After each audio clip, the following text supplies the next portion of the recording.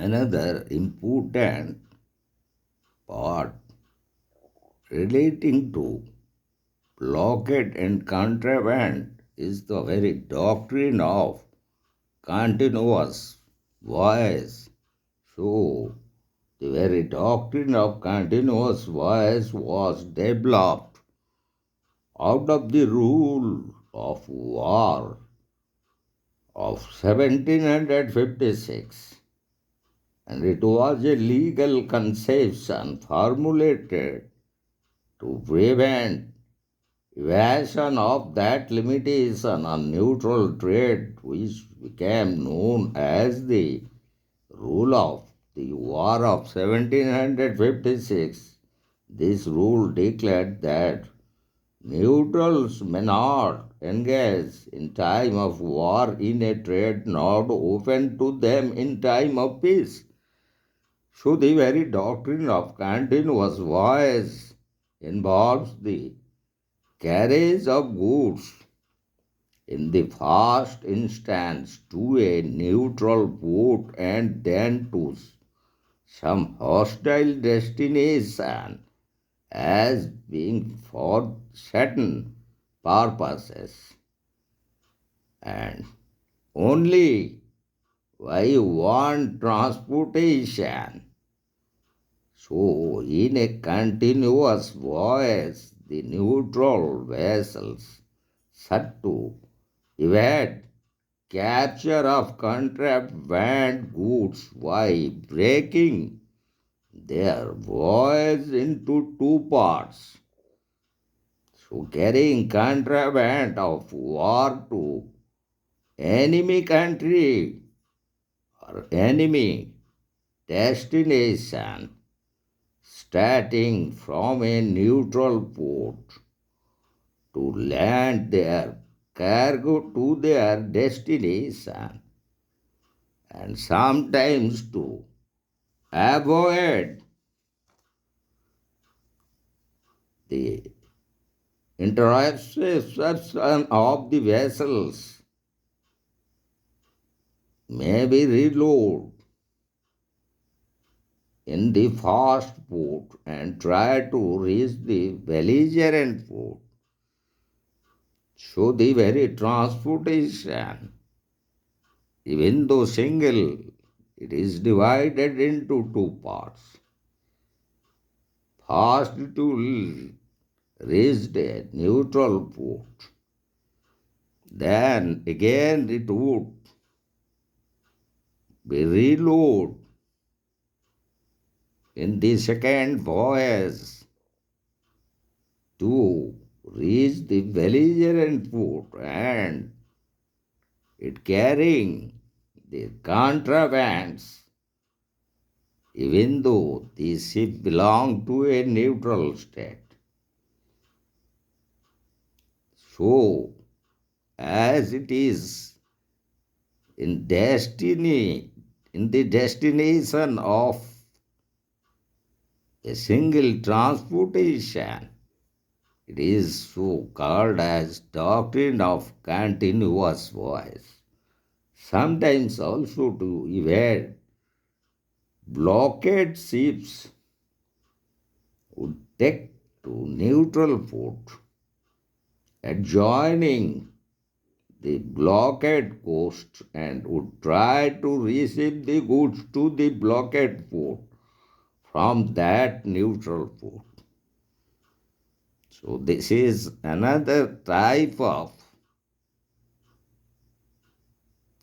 doctrine of continuous voice. So with papers and documents in proper in legal order, these ships they carried contraband to a neutral port which is adjoining the port which is declared as blockaded, and then it would try to receive the goods from that neutral port to the blockaded port. So, in two parts, the very single transportation of the contrabands which are declared as either absolute contrabands or conditional contrabands. There is their destination of a belligerent food, and it would help the belligerents in war or to the hostile powers. So it is called as doctrine of continuous voice as per the rule of war of 1756. So the doctrine enables interception of contrabands intended to be forwarded either by land or by sea from the neutral port to a hostile destination. So the vessel might be seized on the first part of such a voyage and may be condemned by a belligerent. The doctrine has therefore been applied in cases of prohibited trade, the cases of blockaded, and cases of contraband. As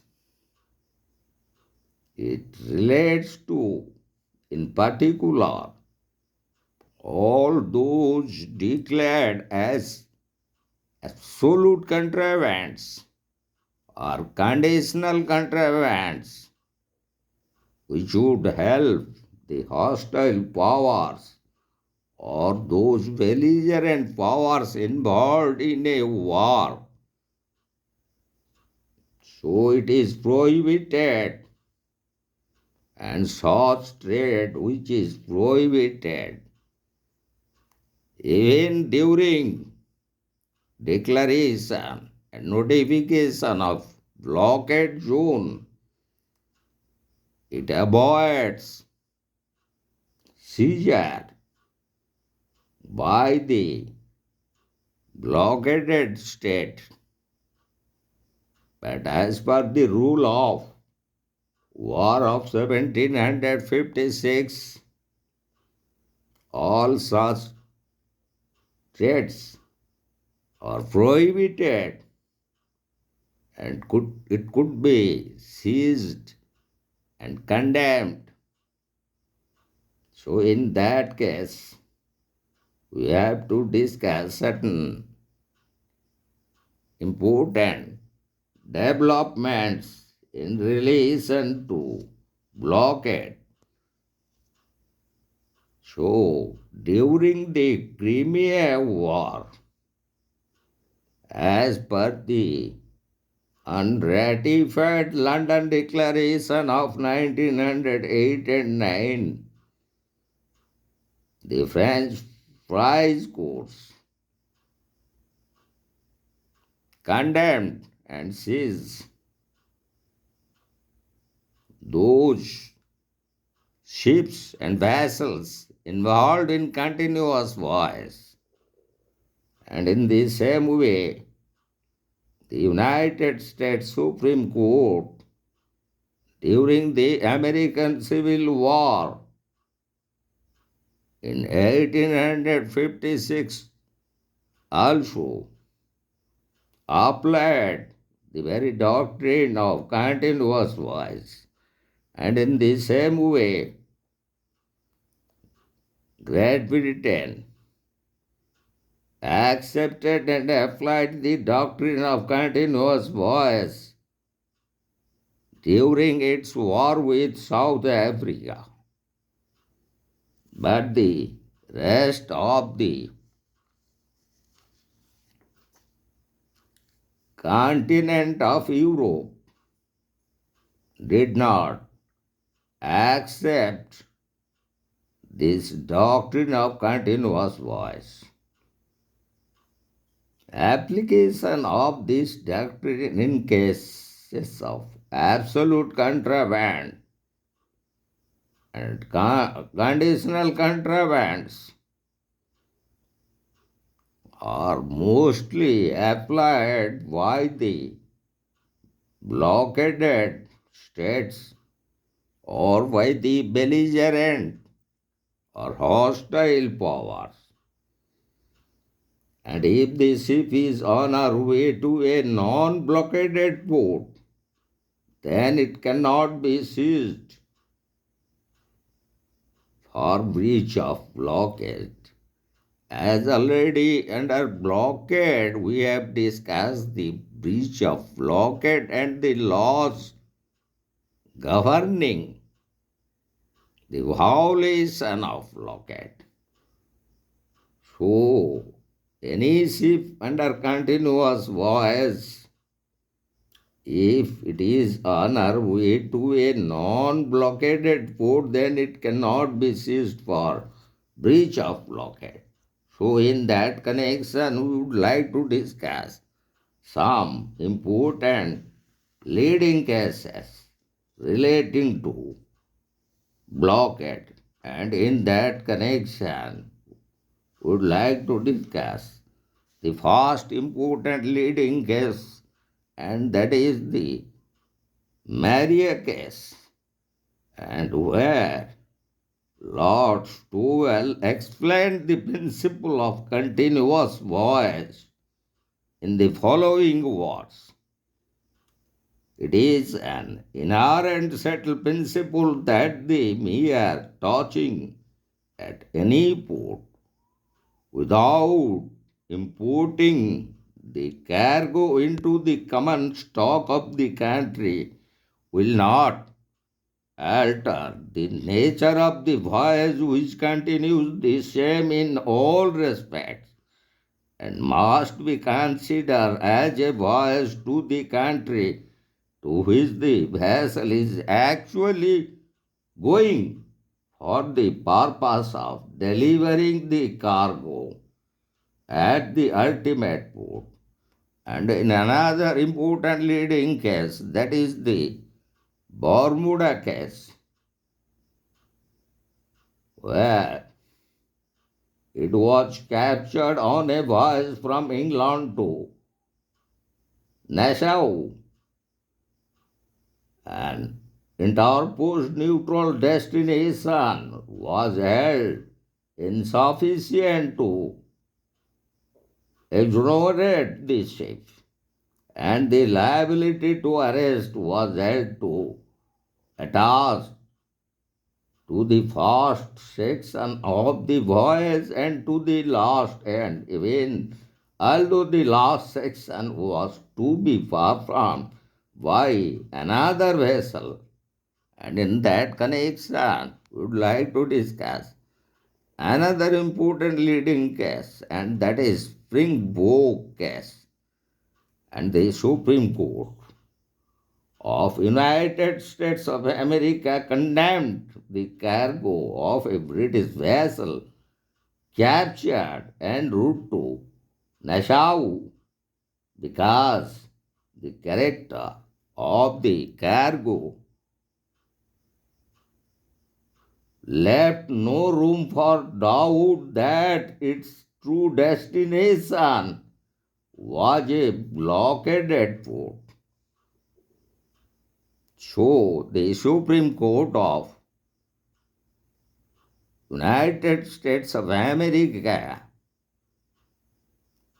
applied the very doctrine of continuous voyage relating to reload, reshipment, part transportation through or by land and sea. So, these are the important leading cases relating to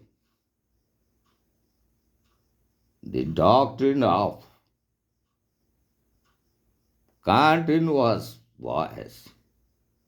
As the United States Supreme Court applied the doctrine of continuous voice even to a blockaded port where there was no intention that the cargo, after being landed at the neutral port, was to be sent forward to the blockaded port by the same or another ship. So the very principle and doctrine, that is the doctrine of continuous voice,